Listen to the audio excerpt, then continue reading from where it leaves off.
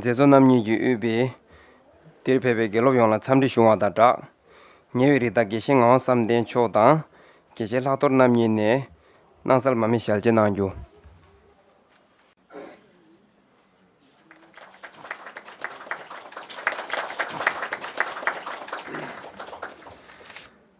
अब मैं हमारा सीडीए का डायरेक्टर डॉक्टर हिमांशु पांडे जी से निवेदन करता हूं कि वे इस कार्यक्रम के अतिथियों का स्वागत भाषण करें Tashi Derek, dignitaries on the dais, the Honorable Vice Chancellor of this university, Professor Geshe Lhakdor sir, the distinguished learned speaker of this occasion, Dr. Geshe Lhakdor sir, the member of the organizing committee, teaching staff, non-teaching staff, participant, dear students, ladies and gentlemen. I welcome you all on this occasion, inaugural ceremony of this 2 days national workshop on the C learning. And I welcome you all on the behalf of Central Institute of Higher Tibetan Studies and on my own behalf. It's an honor for us that the Honorable Vice Chancellor sir has given his concern and taking time off from his busy schedule and agreed to be the chief guest of this occasion. Thank you so much, sir.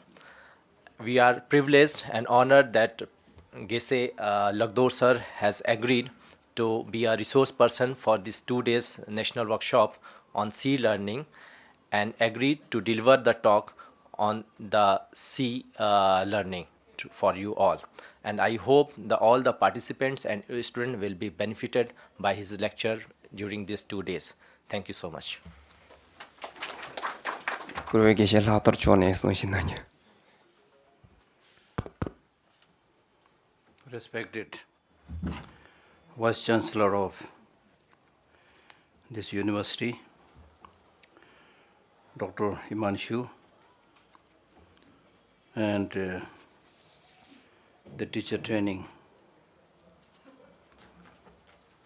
participants, I am delighted to be with you and speak few words, but I will be speaking primarily from notes already given by other people and notes which I agree or I believe that they are true and very important, rather than my trying to come up with many things. If you look at how the whole system of school came into being, actually the origin is very apathetic, not very cheerful. It started, according to some people, they say this is Prussian model. In the year 1806, Napoleon defeated Prussia, terribly defeated. And then this defeated country consulted one of their greatest scholar and intellectual, Wilhelm von Humboldt. What should we do? We are completely defeated.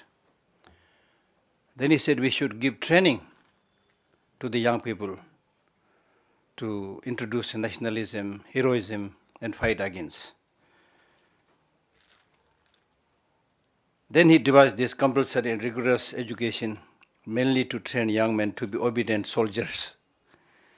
It was these Prussian schools that introduced many of the features we now take for granted. Teaching by age group, then by ability, which makes sense for military recruits, then for cultivating rounded citizens. I said it is pathetic because now we are following this process of schooling very carefully. Look at the situation. Around from age of 5, kids are sent to school for next 12 to 16 years, and they are held in cells called classroom. School is still highly authoritarian and indoctrinating place. You can't move. Imagine people sitting there, just like you have the experience, sitting there for around 8, 9 hours in a room where there's not much movement. And there was a formal pedagogy, teacher standing and students sitting, rather than walking around together as is did in ancient Greek fashion. America and British followed. British mainly to produce clerks.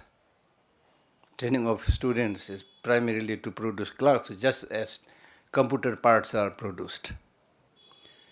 Computer parts are produced in one factory, which can be supplied to anywhere in the rest of the world. There is a need for that part. So human beings are produced in a similar way. Where there is a need for a clerk, they are trained. So they send it there. So that kind of education we are following very faithfully. And this people that is produced in the school should be so identical. BA na sama BA. If you do BA, everybody 100,000 people BA, 100,000 people MA, Identical, you can pick one from New Zealand and ship it to Canada, and he would be instantly functional. This is for the administrative machine made of interchangeable parts, in this case, human beings.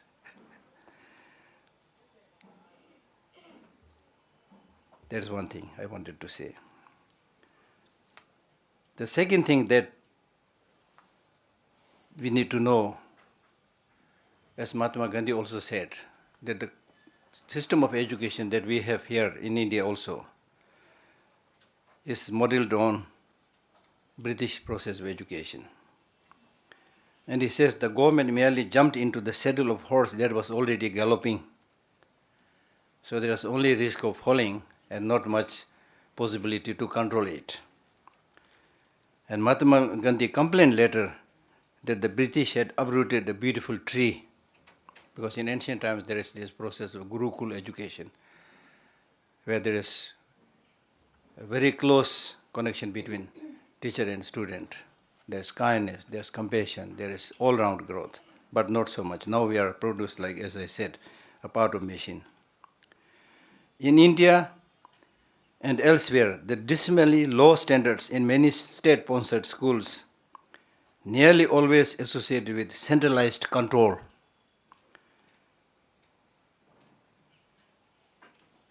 We boast and say that children are spending more time in schools and more money is being spent on education. And according to one scholar by the name Proud, he says this means nothing, spending more time in the school and more money for the school means nothing if that education is failing to enable to children to learn. So in this connection, I don't want to waste much of your time, because I have many more sessions to waste your time. And one of the problem is that the 19th century system of education is to some extent useless in facing the educational challenges of today and innovation.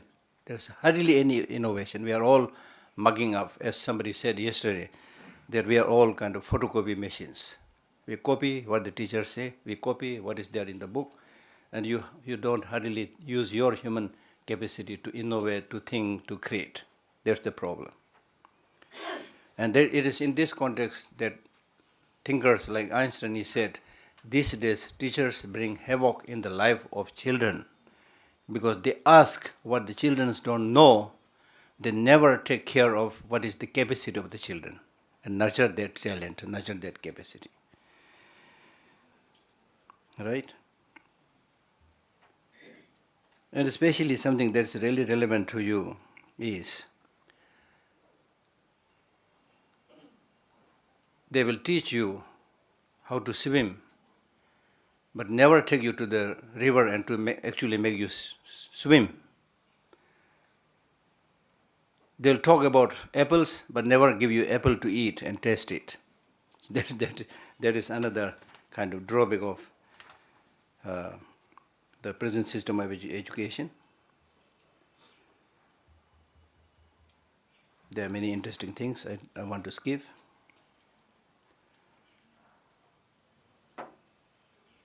Then another thing, there are many interesting things which I will tell you later.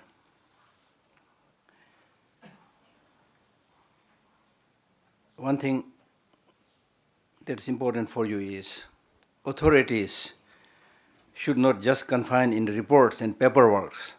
There is very much there in today's society.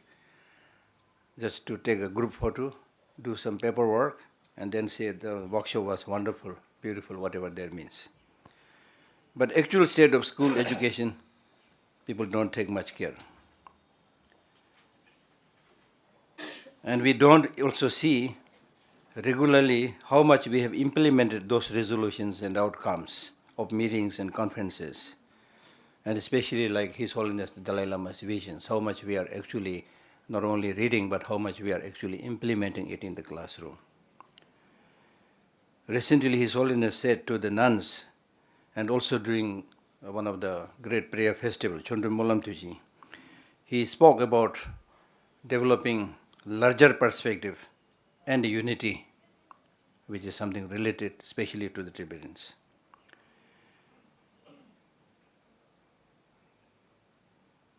And another very important thing that we need to pay attention in terms of education is the role of ethics, which we are going to talk when we talk about the social emotional learning. And the real process of teaching ethics or values should be demonstrated by living examples of the teacher, not just by talking. And it's not enough that you appoint a monk and then say we have teaching on values and morality. Not only ethics, the work of learning, disseminating, and teaching should be done by all laymen and women through their examples.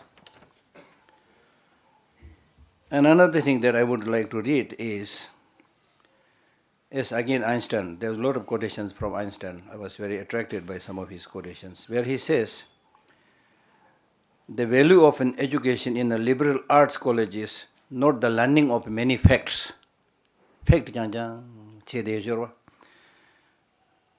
the training of mind to think something that cannot be learned from textbooks.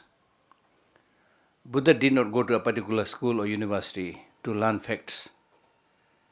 Similarly, many great thinkers, they learned from the nature, from their life's experiences, not from textbooks. So for learning the facts, especially today, you need the Google teacher, nothing else. Just find the facts.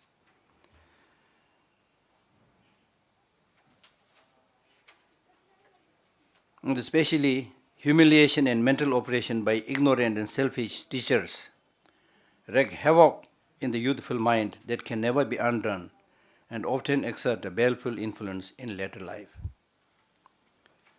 And then he says, to me, the worst thing seems to be for a school principally to work with the methods of fear and force and artificial authority, which you should not when you become teacher. You're going to become teacher very soon.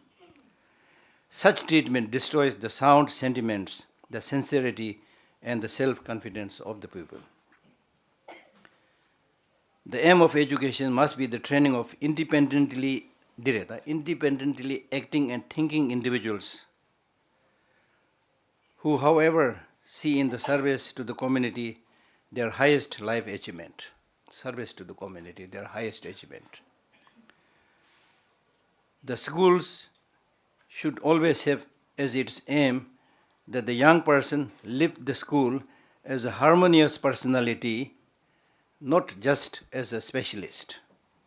Otherwise, he with his specialized knowledge more closely resembles a well-trained dog than a harmoniously developed person.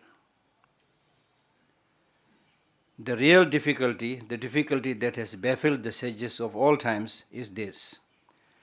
How can we make our teaching so potent in the emotional life of man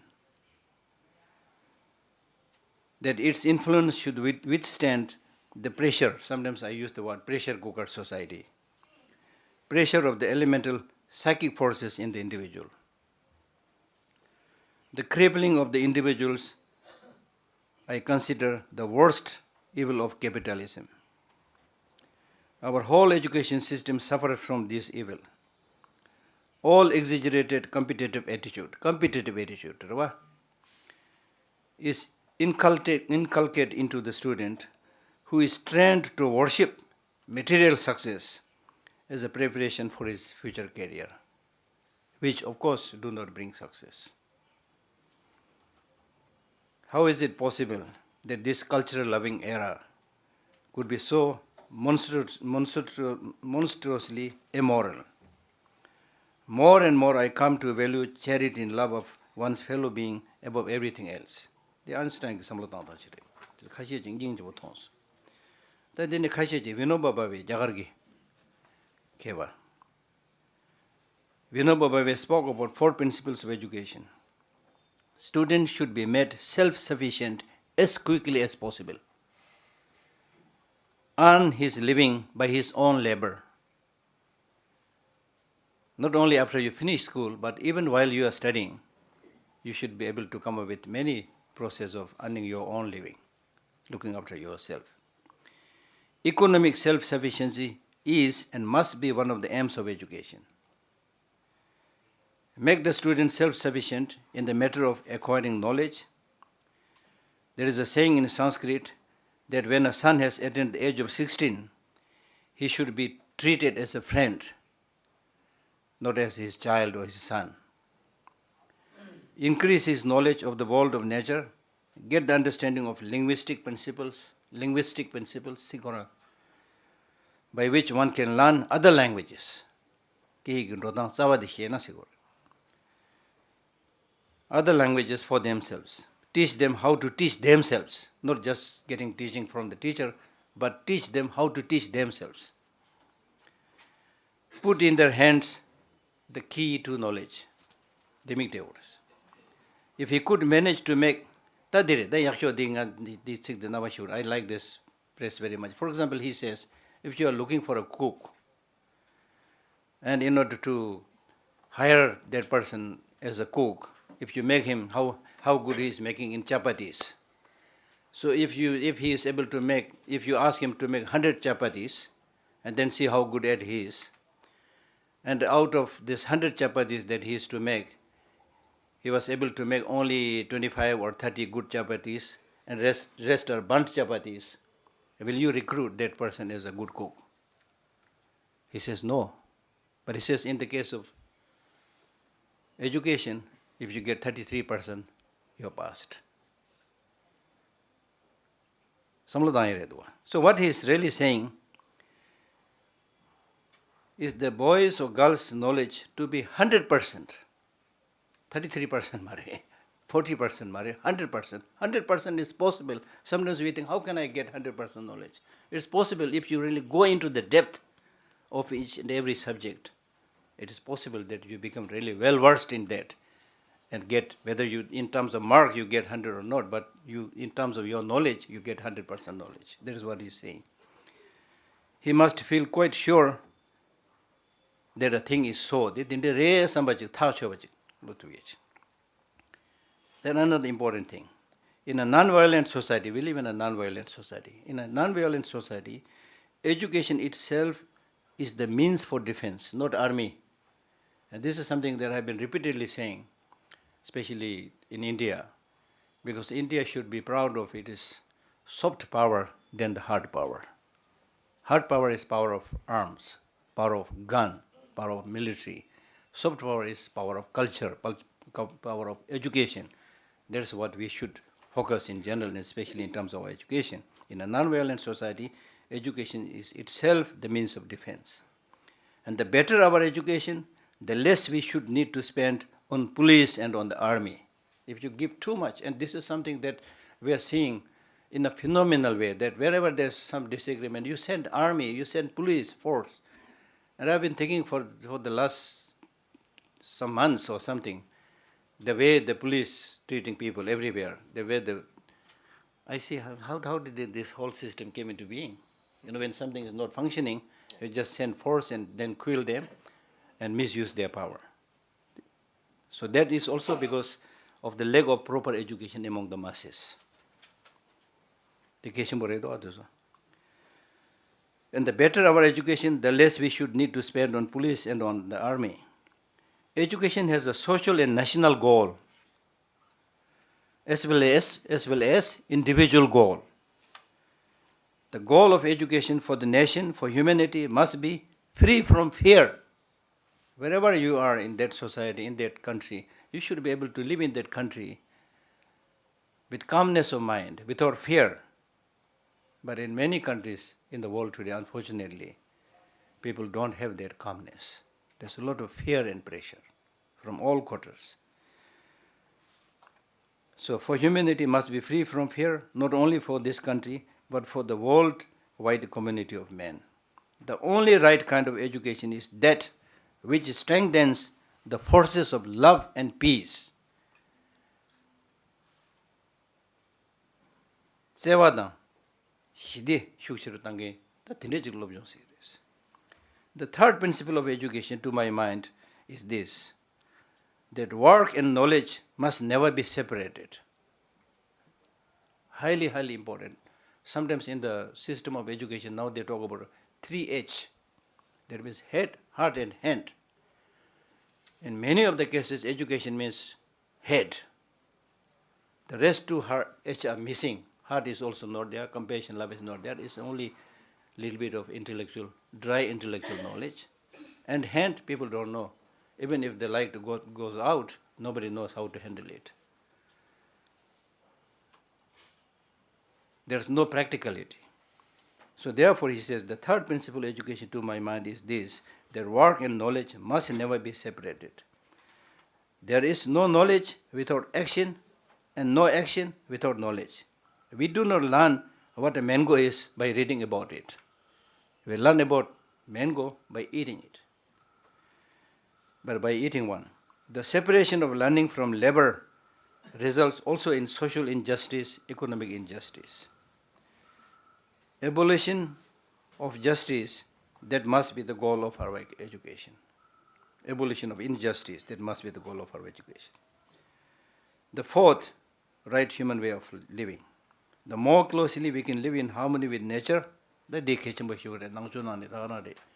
in harmony with the nature, the more closely we live in harmony with the nature, the greater our welfare and happiness will be. Sarvodaya economics is based on two great principles. The whole population should be closely in touch with nature, which means agriculture, culture, and things like that. Real human being will be reached only when the greater part of life can be given to all other interests that make up the world of man. So I was tempted to read this. Right? So to summarize, as human beings, we want happiness, do not want suffering. Happiness comes by living in harmony with nature. Happiness comes by regulating your emotions. Happiness comes by caring and loving and taking responsibility for the well-being of the whole world, the whole humanity. And I must summarize by saying one thing, which really is striking, and I've been sharing this to many, many people. If you look at human beings that inhabit this world and the natural environment in which we inhabit, compare these two things, the external nature and the human beings living in it. Human beings living within the environment, within the nature, are very much biased, divisive. My country, his country, this country, that country, men, women, black, yellow. We're very fond of dividing and then fighting. Right? Now on the other hand, you look at the nature. Nature is unbiased. If there is a flood, it will shake everybody. It will never say that I'll shake only the Tibetans or not the Chinese or things like that. It will shake everybody. We'll all suffer, just like the coronavirus. Coronavirus is not saying I will infect only the Chinese who are already infected. It will infect everybody if you come into touch with it. So that's why everybody is now scared how to deal with it. So it is in this perspective, His Holiness is saying we need to think big. We need to have larger perspective, because if you do not take care of the environmental destruction, the pollution of air, the water, so forth, we'll all suffer. While you talk about just your country, you will all suffer. So therefore, developing this larger perspective, we need to live a life which is in harmony with the law of nature. Thank you very much. Nyewe rekta Geshe Ngong Samden Cho ne Songshe Nangyo. So, Geshe Lhakdor and the director, Dr. Himanshu, and the teachers and dear students. So, I'm very happy that the Center for Teachers Education has been organizing very often different programs, not only for the students and teachers of this center, but also we have been inviting students and teachers from outside, from the neighboring schools and teachers of universities and schools as well in the neighborhood, and also occasionally we invite from outside, and also we have been doing some good works, like recently some workshop was done for developing debate in mathematics and such. These are some of the very innovative kind of the activities which require to be done, and also which is a call of the time, because now we are entering into many other areas in terms of developing curriculum and reading materials and pedagogical materials in other subjects for training, for giving the training of debate in those subjects. So these 2 days are primarily on sea learning, and sea learning is based on the vision of His Holiness the Dalai Lama, who has been for the last many decades have been advocating the need of change of education in the whole world. As Geshe Lhakdor has been saying, that the education has been very differently developed. We can see how the leadership of the country, envisions the necessity of education. That really draws the future of education. When there was industrialization in the Western world, so they needed industrial workers who understands and who can understand the nitty-gritty of the machines and things like that. So their need was just simply confined to a person who can work in the industries. And that is one of the reasons that why the retirement age has been limited to 58 and 60, because by that time one loses the muscle, the power. So that was primarily, I had lots of debate with the Indian government and officials and in many platforms, that why we have the retirement age at 58 and 60, why we are following that. In fact, the British has also, which has introduced this in the education system, is now they have changed. So why we are still, struggling with the 58, 50, 60 retirement age, when the scholars at that age becomes very rich in wisdom and his practices in various disciplines, right? So that is why there are so many elements to be addressed in modern education, but it is something that there are certain points which can be retained, right? So particularly and therefore not only the industrialization, but also all education system is driven on the knowledge of a material world, right?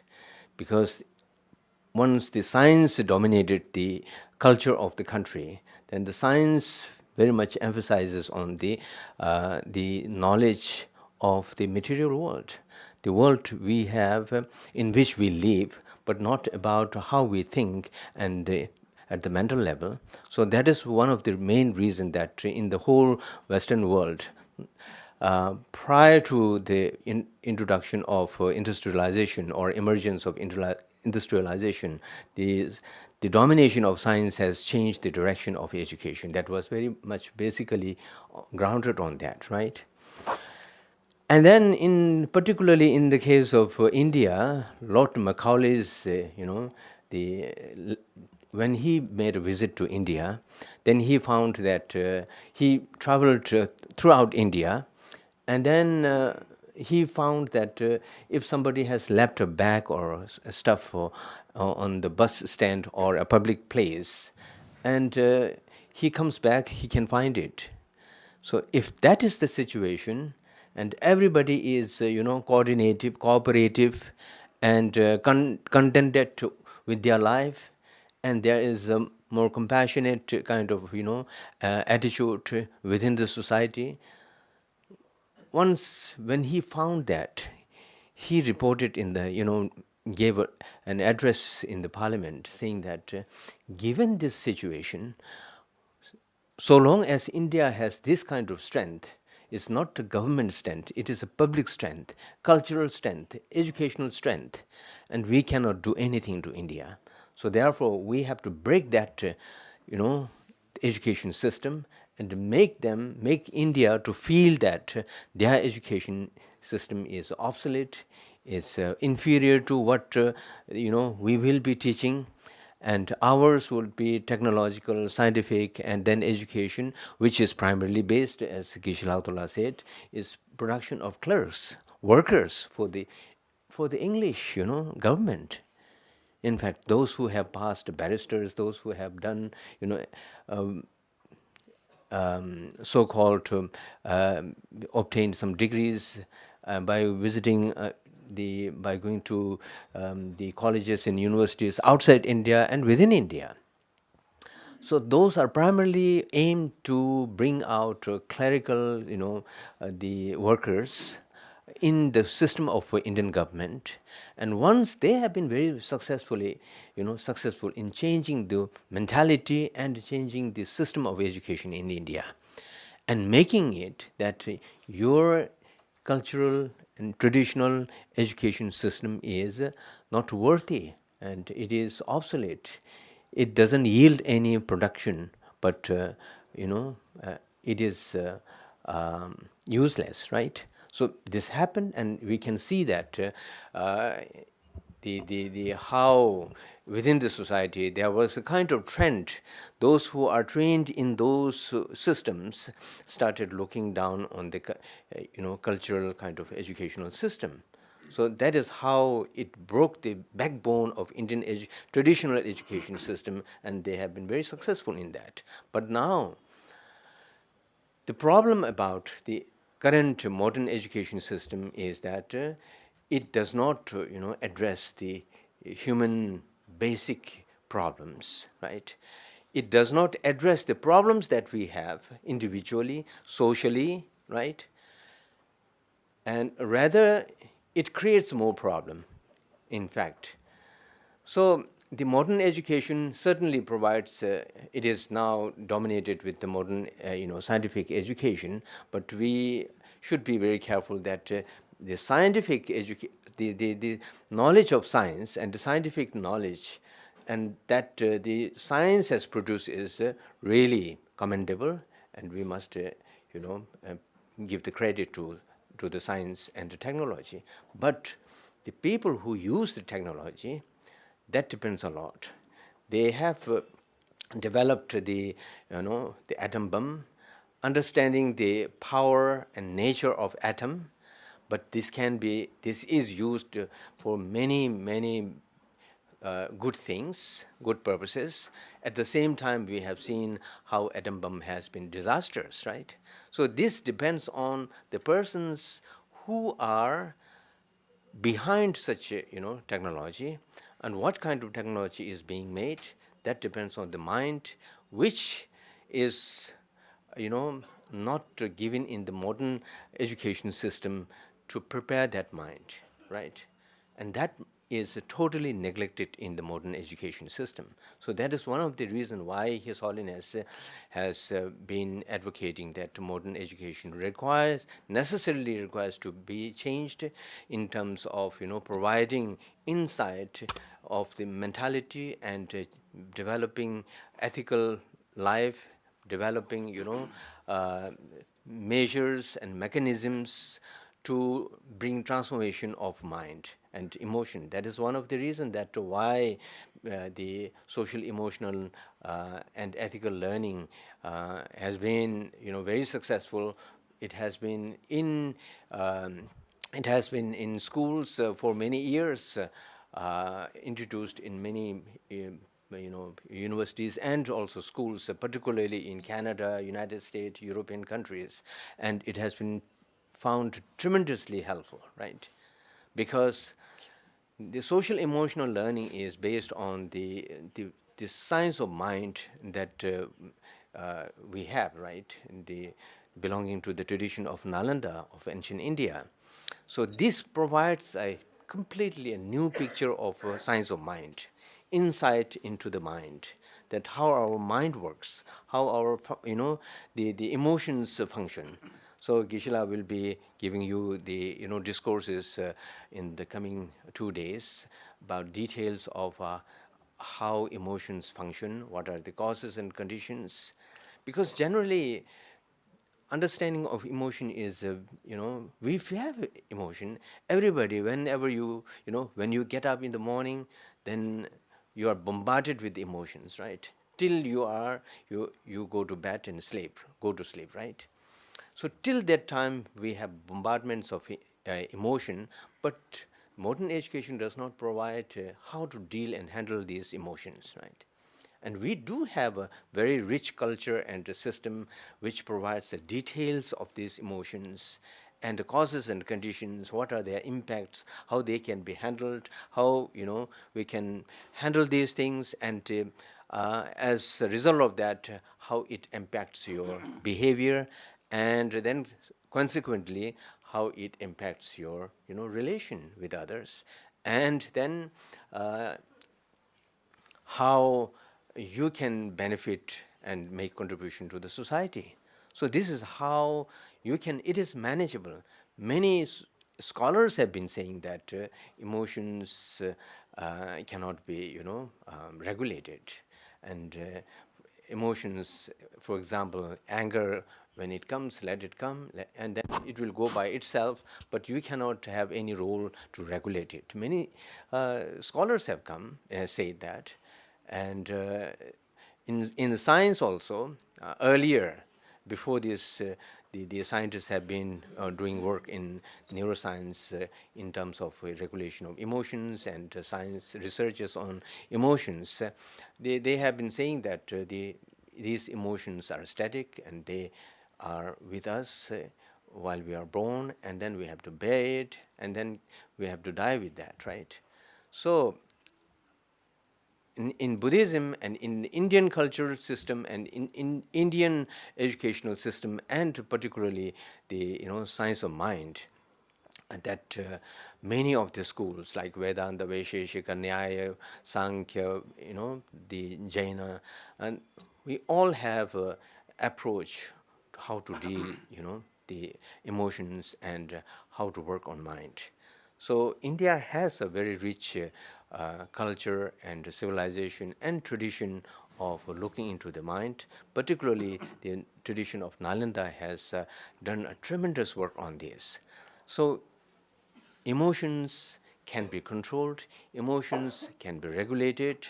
Once we know the the nature of the emotions and the system of emotion, then we can control, we can regulate our emotion.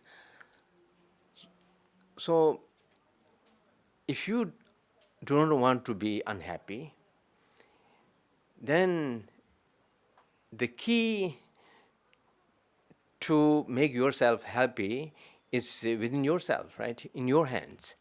So you can regulate your emotion, and then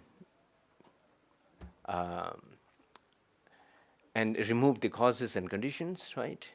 And you can feel that, you can experience it. It is not something that if you start doing this after 2-3 decades, then you'll start feeling getting some results. This is not the case.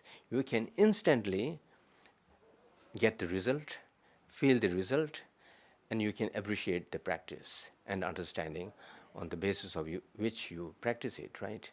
So therefore, it's immensely important to understand the nature of mind, the science of mind, the system of mind, and within that very whole system, how emotion has a role to play that can contribute to our happiness and our unhappiness, right? So this is extremely important. So that is why C Learning has developed this whole course with the, based on His Holiness's the philosophy of mind and emotions, and His Holiness is his very kind of favorite term, the map of the mind. You, in order to go to a certain place, you need to have a map, right? And now these days you have a GPS. So it would be good at, down the line, if we have, if we can get some kind of GPS of the mind, then when it clicks, then you can understand where you are going to go, right? Where you are going to end up. So before ending over there, you can just regulate it, right? If you have the GPS of the mind. But before having that, GPS software may not necessarily be required. You have the feeling. Once the anger triggers, you have this understanding that what it is going to lead you to what extent, and then right away you can control it, right? If you are driving and the GPS is telling you that you are going to end up with a very bad road, then you will shift line, right? You will shift road, right? So similarly you can do it.